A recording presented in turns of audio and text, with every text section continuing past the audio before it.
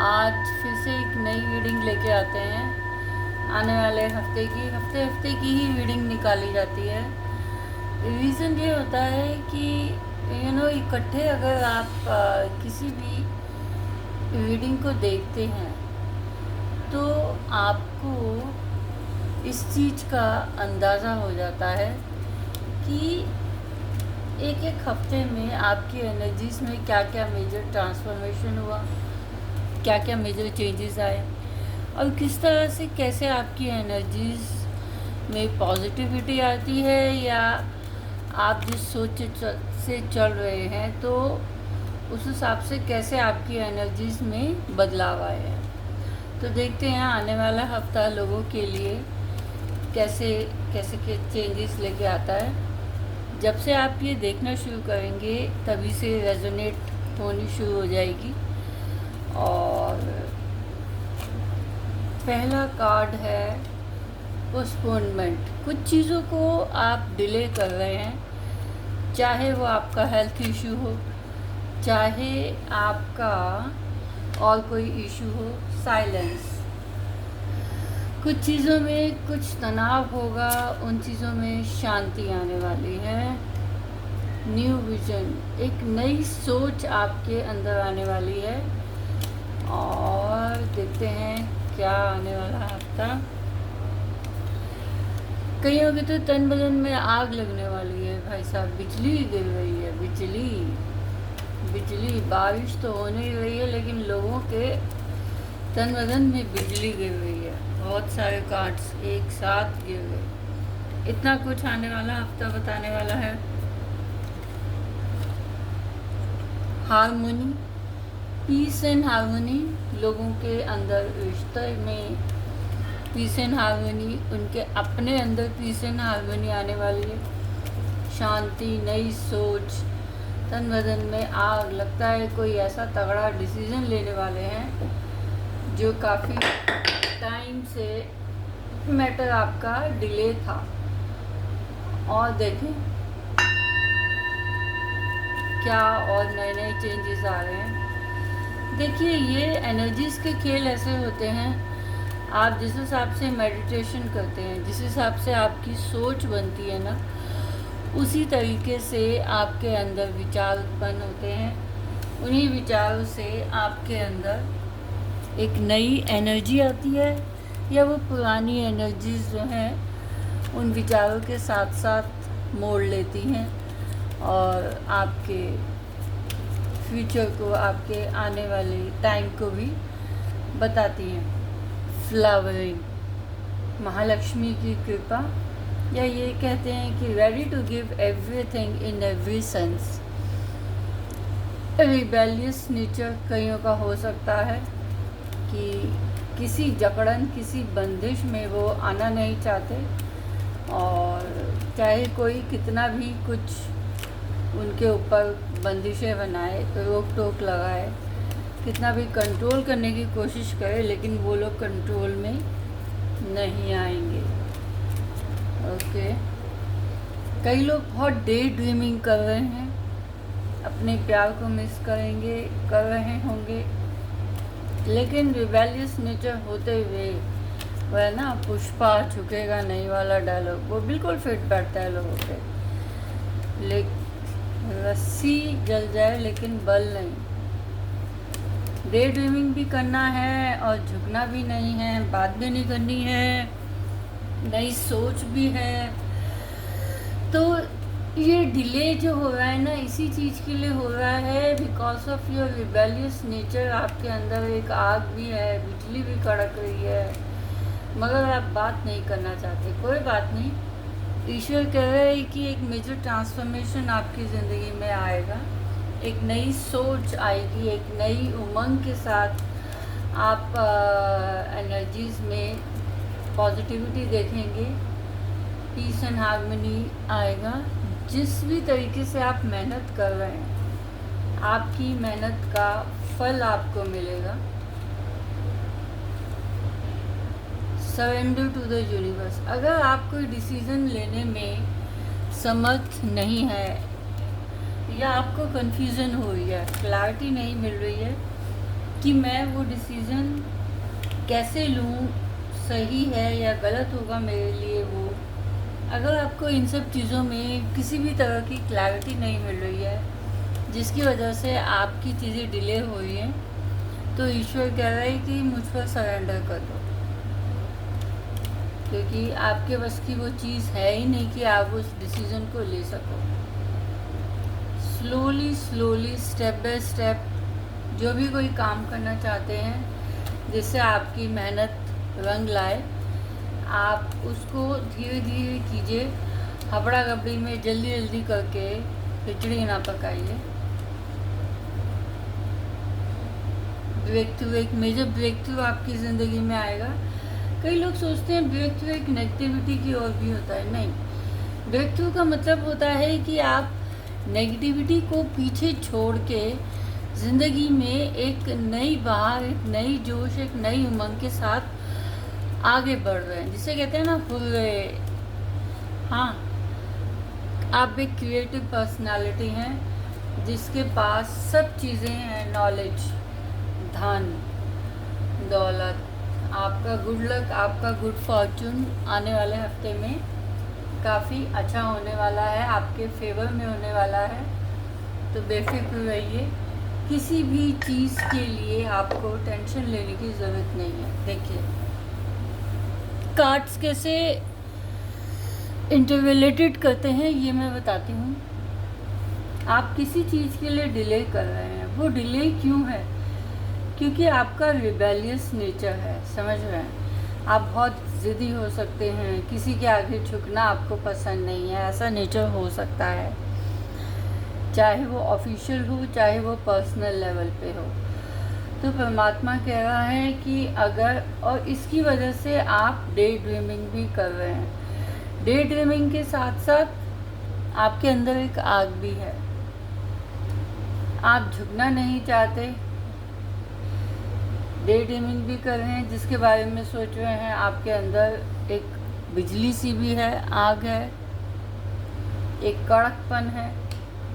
लेकिन एक major transformation आपके अंदर आएगा, साम दाम दंड भेद, किसी भी तरीके से एक मेजर ब्रेक थ्रू आपकी ज़िंदगी में आएगा नेचुरल तरीके से। वो कैसे आएगा? अगर आप यूनिवर्स को सरेंडर कर दें, क्योंकि आप अपनी तरफ से, आप अपने इस रिबेलियस नेचर की वजह से कोई एक्शन तो ले नहीं पा रहे हैं, जिसकी वजह से आपके बहुत से मैटर्स जो हैं वो डिले होते जा रहे हैं। तो परमात्मा कह रहे हैं कि मैं तुम्हें एक रास्ता और देता हूँ कि तुम मुझे सरेंडर कर दो, और तुम सरेंडर करोगे, एक मेजर ब्रेक थ्रू तुम्हारी ज़िंदगी में आएगा, एक मेजर ट्रांसफॉर्मेशन तुम्हारी ज़िंदगी में आएगा, ठीक है? और जब ये मेजर ट्रांसफॉर्मेशन आएगा ना, अगर तुम मुझे सरेंडर करोगे तो एक नई सोच तुम्हारे अंदर आएगी, शांति आएगी, सब सवालों के जवाब मिलेंगे, पीस एंड हार्मनी भी आएगी, ठीक है? और जब ये सब पॉजिटिविटी आपके अंदर आएगी, नई सोच, शांति, पीस एंड हार्मनी, तो क्या है कि आप एक अच्छे इंसान बनेंगे। अच्छे इंसान भी कैसे बनेंगे? मान लीजिए अगर आप किसी काम में एफर्ट्स या मेहनत भी लगा रहे हैं, ठीक है, तो वो मेहनत आपकी रंग लाएगी, क्योंकि आपने परमात्मा पे सरेंडर कर दिए हर चीज़ें। मगर गाइडेंस भी दी जा रही है कि किसी भी काम को अगर आप कर भी रहे हैं, आप अपनी मेहनत जिस भी तरीके से कर रहे हैं, तो स्लोली स्टेप बाय स्टेप एक कदम, हर एक कदम सोच समझ के उठाइए। ये नहीं कि सारी चीज़ों में एक खिचड़ी सी पका दें, ठीक है? और आप सब चीज़ें आपके पास आएंगी, महालक्ष्मी की कृपा। You will get everything in your life. आने वाले हफ्ते की मैं ये बात कर रही हूँ, इसमें आपका फिज़िकल, मेंटल, इमोशनल बैलेंस भी होगा। आप धन धान्य से भरपूर होंगे, क्योंकि आप एक क्रिएटिव पर्सन हैं। आपके स्टार्स आपके फेवर में होंगे, आपके ग्रह नक्षत्र आपके फेवर में होंगे और चीज़ें सारी आपके फेवरेबल टाइम जिसे कहते हैं, आने वाला टाइम एक अच्छा टाइम, एक सुनहरा टाइम होगा। देखिए, ये जो बेसिकली कार्ड्स होते हैं, इनकी एनर्जीज होती हैं, ये क्या बताती हैं? ये यही तो बताती हैं कि जो चीज़ हम खुद से महसूस नहीं कर पाते, वो सामने वाला जो है, दूसरी एनर्जीज जो हैं वो आपको बताती हैं कि आपकी एनर्जीज इस तरीके से हैं, आप आने वाले टाइम में इस तरह से ऐसे एक्शन प्लान लीजिए तो आपका फ्यूचर सिक्योर रहेगा। एस्ट्रोलॉजी एक डिफरेंट चीज़ होती है। कई लोग मिक्स एंड मैच कर देते हैं कि अच्छा टैरो कार्ड रीडिंग, अच्छा वो जो फ्यूचर बताती है। नहीं, टैरो कार्ड खाली फ्यूचर नहीं बताती है। टैरो कार्ड जो है वो आपकी किस तरीके से एनर्जीज अभी फ़िलहाल, आपकी मानसिक कंडीशन क्या है, आपकी फिज़िकल कंडीशन क्या है, आपकी फाइनेंशियल कंडीशन क्या है, आप किस तरीके से कैसे डिसीज़न लेके अपनी ज़िंदगी को खुशनुमा बना सकते हैं। आपके अंदर अगर किसी चीज़ की कोई क्लैरिटी नहीं है, उस कन्फ्यूज़न को दूर करने के लिए टैरो कार्ड रीडिंग की जाती है। कई लोग मुझसे रीडिंग करवाते हैं लेकिन साथ साथ कहते हैं कि उपाय भी बता दीजिए। तो मैं उनको यही कहती हूँ, इसका मतलब कि आपने टैरो कार्ड रीडिंग को समझा ही नहीं जो आप मुझसे करवा रहे हैं, क्योंकि टैरो कार्ड रीडिंग में उपाय कुछ भी नहीं होते हैं, वरना फिर एस्ट्रोलॉजी और टैरो कार्ड रीडिंग में फ़र्क ही क्या रहा। टैरो कार्ड रीडिंग में कोई ऐसी रेमेडीज़ नहीं होती हैं, सिंपल सी बात है। रेमेडीज़ वहाँ इम्प्लीमेंट होती हैं जहाँ आप एस्ट्रोलॉजी में ग्रह नक्षत्र के बारे में आप जानना चाहते हैं, जहाँ आप ये देखना चाहते हैं कि मेरा इस वक्त कौन सा ग्रह किस तरीके से है, किस हालात में है और उसको ठीक करने के लिए मैं क्या उपाय करूं। ये रीडिंग बिल्कुल अलग होती हैं, इसमें कोई रेमेडीज़ की ज़रूरत नहीं होती हैं। इस चीज़ की क्लैरिटी मैं आपको बता दूं, ये रीडिंग्स इसीलिए की जाती हैं, ये गाइडेंस ही एक आपको उपाय के रूप में बताया जाता है, एक एंजल गाइडेंस होती है। आपकी एनर्जीज ही खुद आपको गाइड करती हैं, खुद आपको बताती हैं कि आप इस तरीके से ऐसे एनर्जीज़ को मोल्ड कीजिए, ऐसे अपने थॉट प्रोसेस को चेंज कीजिए, ऐसे अपने नेचर में बदलाव लाइए, ऐसे लोगों के बारे में पॉजिटिव सोचिए, तो आपके अंदर अपने आप ही चेंजेस आने शुरू हो जाएंगे।